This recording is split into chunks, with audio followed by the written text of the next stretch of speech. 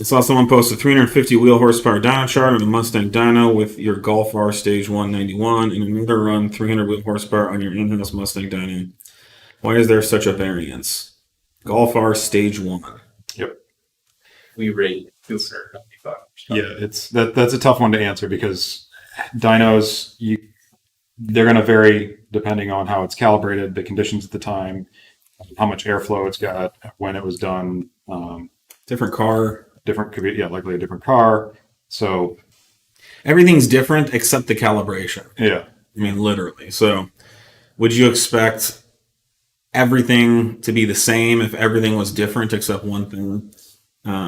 That's probably a bigger variation than I would expect to see, but it's possible that car. I mean, we were plagued by the fact that our in-house AJ TTRS car made he's like the happiest AJ. It made 50 more wheel at about this power level than any other car we had tested. So all our initial advertised power numbers, none of our customers could even get close to, even though the car actually made that power. Yep. So sometimes you see one car is way healthier than another, and then there's all the other variables: the day, the temperature, the air density, the tires, the air pressure in the tires. Some people really don't believe that tires can make a difference on a dyno, but we know that it does. It's a trick that we used to use in dyno competitions. The interface to the dyno. Yeah, it's the thing that absorbs energy when you're driving down the road.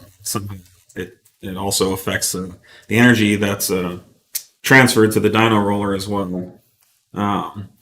So, I mean, if that car is anywhere near here, I'd invite them to come here and we can possibly consider checking it out. It was in a... Yeah. It was... It's just so hard because so many different dynos run different... Well, if it was at World Racing. World Racing's dyno really it was a Mustang, but we found it was, very happy. Well, we had the same issue with our S3. We did our R460. We did a magazine competition down there and we ran in the whole world. I mean, we made a great number on that dyno.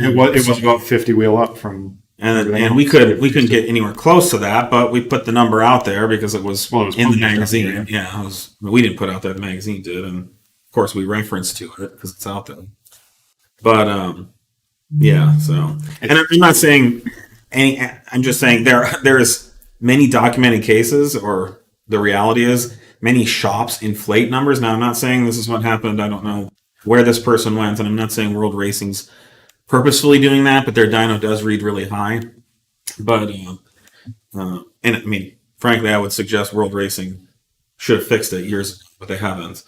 But here's the reality: is you have a customer walk into your shop, they put their dyno on the car, and you car on the dyno. You put the car on the dyno, and you run it, and you hand them two charts. One says 300 wheel, one says 350 wheel. Which charts do you think is going to make the customer happier? Yeah. That's a really hard. That happens a lot, and it's kind of a vicious cycle of it's dishonest, but at the same time, it's people love to think that their car makes more power than they like the bigger numbers, and it's really hard to convince otherwise that a lower number, even with the exact same car, the exact same power, the exact same everything, a lower number on a different dyno, they're going to blame the dyno. It's kind of like if you go to the doctor and you're actually 5'7" and they tell you you're 5'9". You're going to be like, yes, I knew it was taller. So, anyways, but yeah, I mean, it's hard to say.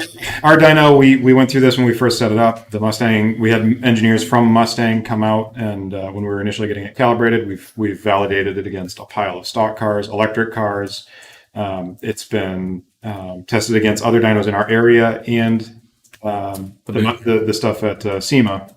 That SEMA uses for carb testing, for carb testing and power validation, which is automotive manufacturer grade calibrated. Yeah. And we've matched up, within margin of error against all those. So we feel like what the numbers we're putting out are you're not going to hit anything lower because it's. I mean, I would say no one would fudge things lower generally, but I would say not only do we feel, we know. Yeah, exactly. There's beyond any other method of testing that's available. Yeah, we have no doubt that our dyno's accurate. We're happy with where it's at. But keep in mind, different car, different day, different conditions. Like you said, everything is different except one thing. So, And there's this kind of idea that a dyno reads a horsepower, and so all the dynos should read the same exact. That's not true. No two dynos read the same exact power. Yeah. Unfortunately, that's just not a thing. There is no way to calibrate all the dynos to each other. What a dyno is there's a load sensor that the engine's torque compresses the sensor. That sensor has to be calibrated, and a certain amount of compression is 1 horsepower. Well, it's that plus the mathematical calculations for the inertial, right? Because you're spinning up the rollers and the mass as well, which some are inertial only, some are inertial plus load cell, some are very heavily load cell with very light inertia. So there's all kinds of different ways that this could be. But the problem is a dyno. There's no such thing as a dyno that reads 1 horsepower or 1 torque. That's not a thing. There's all these sensors and components and software and that all calculate what a horsepower is. And if there's any difference, if one calculation is 20% off from the other, you start getting stuff like this. And it's just a couple of keystrokes away from changing the calculation. And some shops dishonestly modify it. We've worked very hard to make it accurate, even to the point of disappointing customers. And they're like, "Oh, It's been really, it's always a struggle. This is the actual power." People want to see these big numbers, but we don't have our numbers are accurate to every test we've been able to throw at it. So, it's tough. And then you've got other things like, atmospheric compensation and normalizations that try to get applied sometimes depending on given altitudes, and it can throw things way out of whack. That's a problem with altitude, where the SAE corrections for altitude they're just way off, and so you see a lot of ridiculously big horsepower numbers coming off of dynos and at elevation. Yeah, if you've got a turbocharged car, 5,000, 8,000 feet, the numbers on the dyno, if they use the corrections, they're just flat on. They're inflated 20% at least, and we've seen that firsthand. We've dynoed a race car in our dyno. At one point, we went to Salt Lake City. We did it once.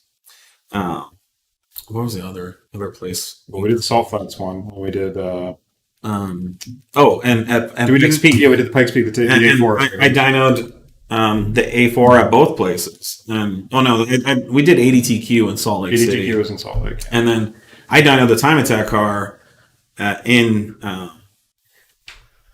what's the city? Colorado Springs. In Colorado Springs, there was a dyno shop, and the numbers that were coming off the time attack A4 at it was ridiculous. They weren't right. So I turned off SAE corrections, and they were maybe a little bit off from what they should. Maybe they were a little low, but they were much more accurate. So.